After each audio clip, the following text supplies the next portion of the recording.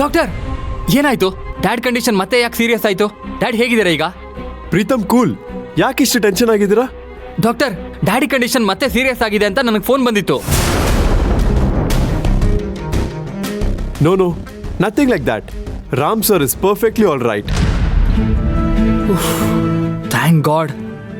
ಡ್ಯಾಡಿಗೆ ಮತ್ತೆ ಏನಾಯ್ತು ಅಂತ ನಾನು ಒಂದೇ ಉಸಿರಲ್ಲಿ ಓಡ್ ಬಂದೆ.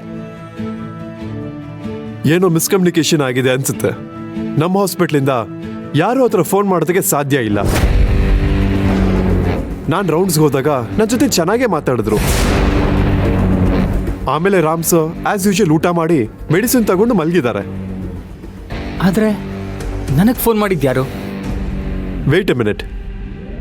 ಸಿಸ್ಟರ್, ನೀವೇನಾದ್ರೂ ಇವ್ರಿಗೆ ಫೋನ್ ಮಾಡಿದ್ರಾ?